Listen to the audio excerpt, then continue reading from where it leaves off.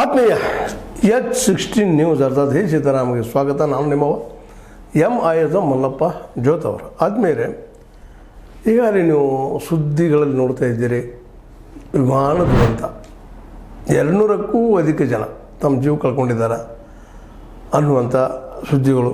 ಜೊತೆಗೆ 230 ಜನ ಪ್ರವಾಸ ಮಾಡ್ತಾಯಿದ್ರು, 10 ಜನ ಸಿಬ್ಬಂದಿ ಇದ್ದರು, 2 ಪೈಲಟ್ ಇದ್ದರು, ಅದು ಸಹ ಪೈಲಟ್ ಇದ್ದರು, 11 ವಿಮಾನದಲ್ಲಿ ಮಕ್ಕಳು. ಇವರೆಲ್ಲ ಹೊರಟಂಥ ವಿಮಾನ ಅಹಮದಾಬಾದ್ನಿಂದ ಕೆಲವೇ ಕ್ಷಣಗಳಲ್ಲೇ ಏರು ಮುಂದೆ ಬಿದ್ದು ಹೋದಂಥದ್ದು ಅಂತ ಟೇಕ್ ಆಫ್ ಆಗುವಲ್ಲ. ಜಗದಲ್ಲಿ ಭಾಳಷ್ಟು ವಿಮಾನ ದುರಂತಗಳು ಟೇಕ್ ಆಫ್ ಆಗೋ ಮುಂದೆ ಆಗ್ತಾವೆ ಅನ್ನೋ ಒಂದು ರಿಪೋರ್ಟು. 35% ವಿಮಾನಗಳು ಇಲ್ಲ ಇಳಿಯು ಮುಂದೆ ಆಗ್ತಾವೆ ಅನ್ನುವಂಥವು. ಹೀಗಾಗಿ ಇವೆರಡರ ವಿಷಯದಲ್ಲೇ ಗಮನ ಹರಿಸ್ಬೇಕಾಗಿದ್ದು, ಎಚ್ಚರ ವಹಿಸ್ಬೇಕಾಗಿದ್ದು ಪ್ರತಿಯೊಬ್ಬ ಪೈಲಟಿನ ಮತ್ತು ಪ್ರತಿಯೊಬ್ಬ ತಂತ್ರಜ್ಞನ ಏನಪ್ಪ ಅಂದ್ರೆ ಕಾಳಜಿ ಇರಲೇಬೇಕಾದಂಥದ್ದು. ಹೀಗಾಗಿ ಒಂದು ಸ್ವಲ್ಪ ವಿಮಾನ ದುರಂತಗಳು ಕಡಿಮೆ ಆಗಿದ್ದಾವೆ ಅಂತ ಏನೇನೋ ಅಂತಿದ್ವಿ ನಾವು. ಆದರೆ first time Boeing 787 first time ದುರಂತ ಆಗಿದ್ದು ಅಮೇರಿಕಾದ ಪ್ರಾಡಕ್ಟು. ಇದರಲ್ಲೇ ಈ 3 ರೀತಿಯ ಈ ವಿಮಾನಗಳಿದ್ದು, ಇದ್ರಾಗ ಇದು ಸಣ್ಣದ ಇದು ದೊಡ್ಡದಲ್ಲ ಅನ್ನುವಂಥ ವಾರ್ತೆಗಳು ಇದ್ದಾವೆ.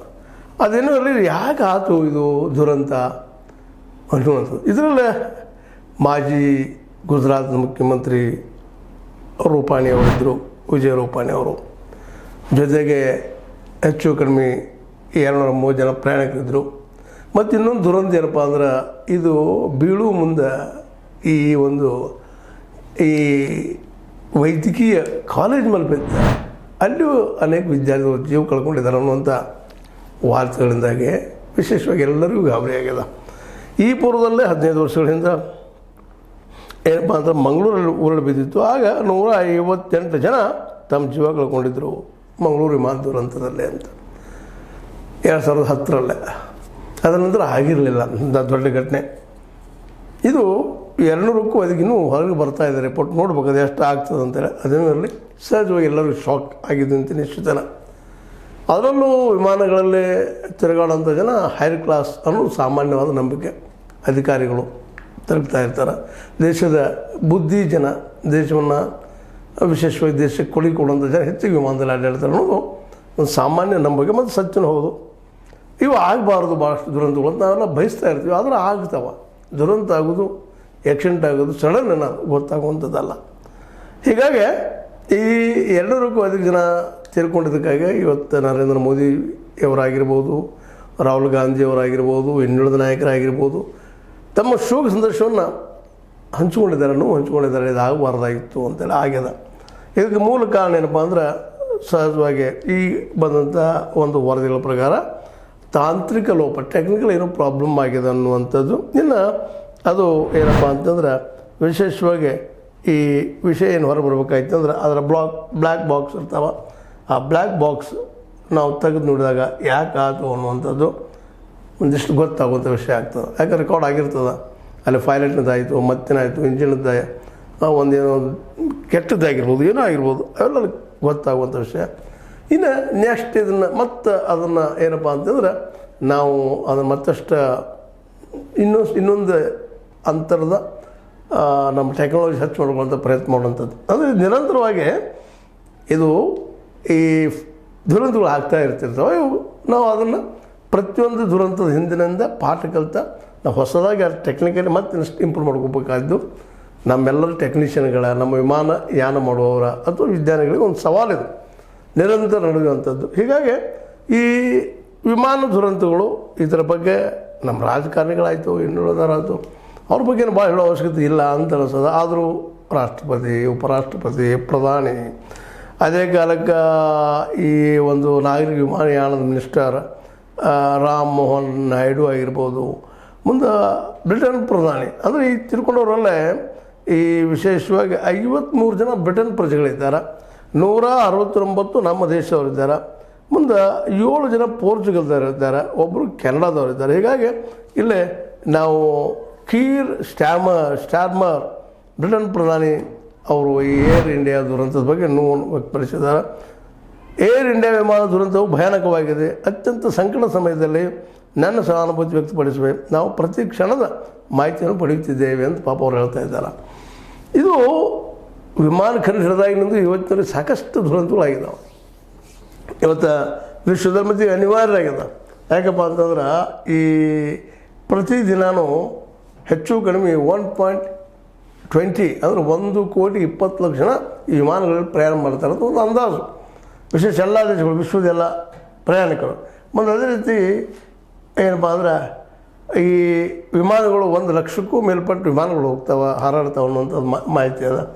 ಜೊತೆಗೆ ಭಾರತದಲ್ಲಿ ದಿನ 3,100 ವಿಮಾನಗಳು ಹಾರಾಡ್ತಾವೆ ಅನ್ನುವಂಥದ್ದು. ಇದರಲ್ಲೇ ವಿಶೇಷವಾಗಿ ಈಗ ಹೇಳಿದಾಗ ನಿಮಗೆ ಮಧ್ಯಮ, ಮೇಲ್ಮಧ್ಯಮ ವರ್ಗದವರು ಮತ್ತು ಮೇಲ್ವರ್ಗದವರು ಹೆಚ್ಚಿಗೆ ತಿರುಗುವಂಥವ್ರು ಅಧಿಕಾರಿಗಳು ಮತ್ತು ಇಲ್ಲೇ ವ್ಯಾಪಾರಸ್ಥರು ತಮ್ಮ ವ್ಯಾಪಾರವನ್ನು ದ್ವಿಗುಣಗೊಳಿಸುವ ಇವುಗಳು ಉಪಯೋಗ ಮಾಡ್ತಾ ಇರ್ತಾರೆ ಅನ್ನೋದು ಸಾಮಾನ್ಯವಾದ ನಂಬಿಕೆ. ಅಂಥ ಒಂದು ಬುದ್ಧಿವಂತನ ಹೋಗಿದ್ದರಿಂದ ಔಟ್ ಆಗಿದ್ದರಿಂದಾಗೆ ಇದರ ಬಗ್ಗೆ ಇನ್ನಷ್ಟು ತಿಳ್ಕೊಬೇಕಾಗಿದ್ದು ಏನಪ್ಪ, ಯಾಕೆ ಆಗ್ತಾವ ಈ ದುರಂತಗಳು, ವಿಮಾನ ದುರಂತಗಳು ಅನ್ನೋದಕ್ಕೆ ಮೊದಲನೇದಾಗೆ ಪೈಲಟ್. ಯಾಕಂದ್ರೆ ಸರಿಯಾಗಿ ನಡೆಸಬೇಕಾದಂಥವ, ಕಂಟ್ರೋಲ್ ಮಾಡಬೇಕಾದಂಥವ, ಆ ಸ್ಟಾರ್ಟ್ ಆಗಿದ್ದ ಪೂರ್ವದಲ್ಲಿ ಅದರಲ್ಲಿ ಏನು ದೋಷಗಳಿದ್ದಾವೆ, ಏನದು ಎಂಥದ ಅನ್ನೋದು ಕಂಡುಹಿಡಿಯುವಂಥ ವ್ಯಕ್ತಿ ಯಾರಪ್ಪ ಅಂದ್ರೆ ಪೈಲಟ್ಗೆಲ್ಲ ನಾಲೆಜ್ ಇರ್ತದೆ. ಅವ್ನು ಸ್ವಲ್ಪ ಏನಪ್ಪ ಅಂದ್ರೆ ನಿರ್ಲಕ್ಷ್ಯತನ ಮಾಡಿದಪ್ಪ ಅಂತಂದ್ರೆ, ಒಂದು ಸ್ವಲ್ಪ ಅಲಕ್ಷ್ಯತನ ಮಾಡಿದ್ರೆ ದುರಂತ ಆಗೋದು ಭಾಳ ಇರ್ತದೆ. ಅದು ಮನುಷ್ಯನ ತಪ್ಪುಗಳು ಅಂತ ಪೈಲಟ್ ಮಾಡುವಂಥ ತಪ್ಪುಗಳಿಂದ ಆಗ್ತಾ ಇರ್ತದೆ. ಇನ್ನು ಎರಡನೇದಾಗಿ ಅಂತ ಏನಪ್ಪ ಅಂತಂದ್ರೆ ತಾಂತ್ರಿಕ ವೈಫಲ್ಯ ಹೀಗಾಗಿದ್ದು ಹೇಳ್ತಾ ಇದ್ದಾರೆ. ತಾಂತ್ರಿಕವಾಗಿ ಯಾವುದೋ ಮಷಿನ್ ಗೊತ್ತಾಗೋದಿಲ್ಲ ಏನು ಮಿಸ್ಟೇಕ್ ಅದ, ಏನದು ಎಂತದ ಅಂತೇಳಿ. ಅದು ಹಾರನ್ನು ಶುರು ಮಾಡಿದ ತಕ್ಷಣ ಕೆಲವೊಂದಿಷ್ಟು ಗೊತ್ತಾಗುವಂಥ ಇರ್ತಾವೆ, ಬಟ್ ಅಷ್ಟಾಗಿ ದಾಟಿ ಹೋಗಿರ್ತದೆ, ಏನು ಮಾಡ್ಲಿಕ್ಕೆ ಆಗ್ತಾ ಇರೋದಿಲ್ಲ. ಅದ್ರ ನಂತರ ಪ್ರತಿಕೂಲ ಹವಾಮಾನ ಸಹಿತ ಅಷ್ಟು ಮುಖ್ಯ ಅದ. ಯಾಕಂದ್ರೆ ಒಂದು ಏನೋ ಫಾಗ್ ಇದ್ದಂಥ ಅಥವಾ ಒಂದು ಮಂಜುಗಟ್ಟಿದ ವಾತಾವರಣ ಇತ್ತಪ್ಪ ಅಂದ್ರೆ, ಮಳೆ ವಾತಾವರಣ ಇತ್ತಂದ್ರೆ, ಮತ್ತೆ ಮೋಡಗಳು ಮುಸುಕಿದ ವಾತಾವರಣ ಇತ್ತಂದ್ರೆ ಅದಕ್ಕೂ ಸಹಿತ ಆಗ್ತಾ ಇರ್ತವೆ. ಯಾಕಂದ್ರೆ ಮುಂದಿನ ಒಂದು ಏನು ಬರ್ತಾ ಇದೆ, ಏನು ಹೋಗ್ತಾ ಇದೆ ಅನ್ನೋದು ಗೊತ್ತಾಗೋದಿಲ್ಲ ಅನ್ನೋ ಕಾರಣಕ್ಕಾಗಿ. ಆದರೆ ವಿಧ್ವಂಸ ಕೃತ್ಯಗಳು, ಈ ಟೆರರಿಸ್ಟ್ ಅಂತೀವಿ ನಾವು, ಭಯೋತ್ಪಾದಕರು ಇವರು ಸಹಿತ ದುರುಪಯೋಗ ಮಾಡ್ಕೊಳ್ಳೋಂಥದ್ದು ಇರ್ತದೆ. ಇನ್ನು ಹಕ್ಕಿಗಳು ಬಂದು ಆ ಫ್ಯಾನ್ದಲ್ಲಿ ಬಂದು ಸಿಕ್ಕಾಕೊಳ್ಳೋದ್ರಿಂದನೂ ದುರಂತಗಳು ಆಗ್ತಾ ಇರ್ತಾವೆ ಅಂತೇಳಿ. ಇನ್ನೊಂದು ರನ್ವೇ ಅಂದರೆ ವಿಮಾನ ಹಾರುವ ಪೂರ್ವದಲ್ಲೇ ಮತ್ತು ಇಳಿಯುವ ಮುಂದೆ ಭಾಳ ಪ್ರಮುಖ. ಅದು ಸ್ವಲ್ಪ ಏನಾದರೂ ಹಾನಿ ಆಗಿತ್ತಪ್ಪ ಅಂದ್ರೆ ರನ್ವೇಕ ಅಥವಾ ಇಳುವಲ್ಲಿ ಏನಾದರೂ ಪೈಲಟ್ ತಪ್ಪು ಮಾಡಿದ್ರೆ ಇಳುವಲ್ಲಿಯೂ ಆಗ್ಬೋದು, ಏರುವಲ್ಲಿಯೂ ಆಗ್ಬೋದು. ಈಗ ನಿಮ್ಗೆ ಆರಂಭದಲ್ಲಿ ಹೇಳಿದಂಗೆ 35% ದುರಂತಗಳು ಈ ರನ್ವೇ ಮೇಲೆ ಏರು ಮುಂದೆ ಟೇಕಾಫ ಮತ್ತು ಟೇಕಿನ್ನ ಈ ಸಂದರ್ಭದಲ್ಲಿ ಇರ್ತಾವೆ ಅನ್ನೋದು ಅಷ್ಟ ಸತ್ಯದ. ಇದೇನೋ ಆಗಲಿ ಈಗಂತೂ ದುರಂತ ಆಗಿದೆ. ಈಗಾಗಲೇ ಟಾಟಾ ಸಮೂಹದವರು 1 ಕೋಟಿ ರೂಪಾಯಿ ಪರಿಹಾರವನ್ನು ಘೋಷಣೆ ಮಾಡಿದ್ದಾರೆ ಆ ದಿಶೆಯಲ್ಲೇ. ಇನ್ನು ಸರ್ಕಾರವು ಸಾಕಷ್ಟು ಅನುಕೂಲ ಆಗುವಂಥ ವ್ಯವಹಾರಗಳನ್ನು ಮಾಡುವಂಥದ್ದು. ಮತ್ತು ಈ ಟೇಕಪ್ ಆದ ಮತ್ತು ಇದರಲ್ಲಿ ಇನ್ನೊಂದು ಮುಖ್ಯ ಕಾರಣ ಏನಪ್ಪ ಅಂತಂದ್ರೆ, ಇಲ್ಲೇ ಪೂರ್ಣ ಪ್ರಮಾಣದಲ್ಲಿ ವಿಮಾನ ಇದ್ದಿದ್ದು ಇಂಧನ ಫ್ಯೂಲ್ ಹಾಕ್ಕೊಂಡಿದ್ದು ಎಷ್ಟಂದ್ರೆ 1.25 ಲ್ಯಾಕ್ ಲೀಟರ್, 1.25 ಲಕ್ಷ ಲೀಟ್ರ್ ಈ ಏನಪ್ಪ ಅಂತಂದ್ರೆ ಇಲ್ಲಿ ಪೆಟ್ರೋಲ್ ಹಾಕ್ಕೊಂಡಿದ್ದು. ಇದು ಒಂದು ಕಾರಣ ಇರ್ಬೋದು ಅಂತ ಒಂದು ಗೆಸ್ ಮಾಡ್ತಾ ಇದ್ದಾರೆ. ಅದೇನೋ ಆಗಲಿ ದುರಂತಂತೆ ಆಗ್ಯದ. ಇನ್ನು ಅದನ್ನು ಯಾವ ತಪ್ಪೋ ಯಾವ ಸರಿನೋ ಇನ್ನು ಮುಂದಿನ ದಿನದಲ್ಲಿ ಗೊತ್ತಾಗುವಂಥವು ಏನೋ ಒಂದಿಷ್ಟು ಮಂದಿ ಉಳಿದಿದ್ದಾರೆ ಇದ್ರಾಗ. ಅವರು ತಮ್ಮ ಅನುಭವ ಹೇಳ್ತಾರಲ್ಲ, ಮಧ್ಯಾಹ್ನ ಮಾಡಲಿಕ್ಕೆ ಸಾಧ್ಯ ಇಲ್ಲ. ಅದರ ಲೋಪದೋಷಗಳು ಆ ಬ್ಲ್ಯಾಕ್ ಬಾಕ್ಸ್ ಏನಿರ್ತದೆ ಅದು ತೆಗೆದು ನೋಡಿದಾಗ ಅಭ್ಯಾಸ ಮಾಡಿದಾಗ ಗೊತ್ತಾಗುವಂಥದ್ದು. ಅಲ್ಲಿವರೆಗೆ ನಾವೆಲ್ಲರೂ ಗೆಸ್ ಮಾಡ್ತಾನೆ ಇರೋದು. ಮತ್ತು ಇದರ ಬಗ್ಗೆ ಇನ್ನೂ ಮತ್ತು ಇತಿಹಾಸಗಳು ಸೇರಿಬಿಡ್ತಿದ್ದು. ಇಂಥ ಘಟನೆಗಳು ಸಾಕಷ್ಟು ಆಗಿದೆ ಇತಿಹಾಸದಲ್ಲೇ. ಉಕ್ರೇನದಲ್ಲಿ ಆಗಿರ್ಬೋದು, ಇಥಿಯೋಪಿಯಾದಲ್ಲಿ ಆಗಿರ್ಬೋದು, ಲೈನ್ ಏರ್ ಬೋಯಿಂಗ್ 734 ವಿಮಾನದಲ್ಲಿ ಆಗಿರ್ಬೋದು, ಹೀಗೆ ಜಕಾರ್ತದಲ್ಲಿ ಆಗಿರ್ಬೋದು, ಅನೇಕ ಜಗದ ಬೇರೆ ಬೇರೆ ಭಾಗಗಳಲ್ಲಿ ಇಂಥ ದುರಂತಗಳು ಮೇಲೆ ಆಗ್ತಾನೆ ಇರ್ತಾವೆ.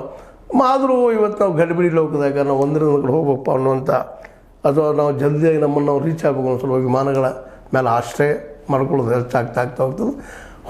ಹೊರಟದ ಅದನ್ನು ತಡಿಬೇಕಾಗಿದ್ರೆ ನಾವು ಇನ್ನಷ್ಟು ಜಾಗರೂಕರಾಗಿ ಅದಂತೆ ಅವಶ್ಯ. ಅದು ಬಿಡಲಿಕ್ಕೆ ಆಗೋದಿಲ್ಲ, ವಿಮಾನ ಬಿಟ್ಟು ಬದುಕಾಗೋದಿಲ್ಲ.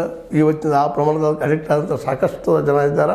ಮತ್ತು ಅದರಲ್ಲೂ ಈ ಹೇಳಿದ್ನಲ್ಲಿ ನಿಮಗೆ ಆಲ್ರೆಡಿ ಇಲ್ಲಿ ವಿಜ್ಞಾನಿಗಳು, ವೈಚಾರಿಕರು ಅಥವಾ ಇಲ್ಲಿಯ ಒಂದು ಬಂಡವಾಳಿಗರು ತಮ್ಮ ಕೆಲಸಗಳಿಗಾಗಿ, ವ್ಯಾಪಾರಕ್ಕಾಗಿ ಆದಷ್ಟು ತಾವು ಸ್ವಂತ ವಿಮಾನ ಇಟ್ಕೊಂಡಂಥವ್ರು ಸಾಕಷ್ಟು ಇದ್ದಾರೆ. ಅವೆಲ್ಲ ತಪ್ಪಿಸಬೇಕಾಗಿದ್ರೆ ಒಂದು ಹಾದಿ ತಾಂತ್ರಿಕವಾಗಿ ಮತ್ತು ಇಳಿಸು ಮುಂದೆ ವಿಮಾನ ಬಗ್ಗೆ ಜಾಗೃತಿ ವಹಿಸುವಂಥ ಅತ್ಯಂತ ಅನುಭವಿ ಏನಪ್ಪ ಪೈಲಟ್ಗಳು ಬೇಕಾಗ್ತಾರೆ. ಅನುಭವ ಜೊತೆಗೆ ಜಾಗೃತಿ, ಚಾಕಚಕ್ಯತೆ ಮತ್ತು ಪೂರ್ಣ ಪ್ರಮಾಣದ ತಾಂತ್ರಿಕ ಜ್ಞಾನ ಇದರಿಂದ ಆಗಲಿಕ್ಕಿಲ್ಲ, ಆಗೋದಿಲ್ಲ ಅನ್ನೋದು. ಆದರೂ ವಿಮಾನ ಏನಪ್ಪ ಅಂತಂದ್ರೆ ಸೇಫೆಸ್ಟ್ ಜರ್ನಿ ಅಲ್ಲ.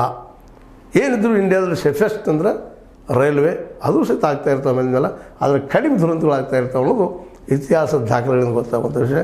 ಏನೋ ಆಗಲಿ ಇವತ್ತು ನಾವು ಬಿಡಲಾರದಷ್ಟು ಈ ವಿಮಾನಗಳಿಗೆ ಅಡಿಕ್ಟ್ ಆಗಿದ್ದೀವಿ ಮತ್ತು ಅನಿವಾರ್ಯ ಅದ ಅವುಗಳನ್ನ ಇನ್ನಷ್ಟು ತಾಂತ್ರಿಕವಾಗಿ ಬಲಿಷ್ಠ ಮಾಡುವಂಥದ್ದು ಮತ್ತು ಇನ್ನಷ್ಟು ಪೈಲಟ್ಗಳನ್ನ ಇನ್ನಷ್ಟು ಎಕ್ಸ್ಪೀರಿಯನ್ಸ್ ಮಾಡೋದು ಅಥವಾ ಅವರಿಗೆ ಅದ್ರ ಬಗ್ಗೆ ಇನ್ನಷ್ಟು ನಾಲೆಜ್ ಕೊಡುವಂಥದ್ದು ಆದರೆ ಭಾಳ ಒಳ್ಳೆಯದು ಅಂತ ಹೇಳ್ತಾ ಈ ಎಲ್ಲ ತೀರಿಕೊಂಡ ಜನರಿಗೆ ಮತ್ತೊಮ್ಮೆ ನಮ್ಮ ಹೇ ಸೀತಾರಾಮ್ ಮೂಲಕ ನಮ್ಮನ್ನು ಸಲ್ಲಿಸ್ತಾ ಈ ಘಟನೆ ಇನ್ನು ಮುಂದೆ ಆಗದೇ ಇರಲಿ ಅಂತೇಳಿ ಮತ್ತೊಮ್ಮೆ ಹಾರೈಸುತ್ತಾ ನಮ್ಮ ನೋವುಗಳನ್ನ ಅವರೊಂದಿಗೆ ಹಂಚಿಕೊಳ್ಳುತ್ತಾ ಹೇ ಸೀತಾರಾಮ್ ಅಥವಾ H60 ನ್ಯೂಸ್ ಅರ್ಥಾತ್ ಹೇ ಸೀತಾರಾಮ್ ಸತ್ಯದ ಕೈಗಂಡಿ ವಂದನೆಗಳು.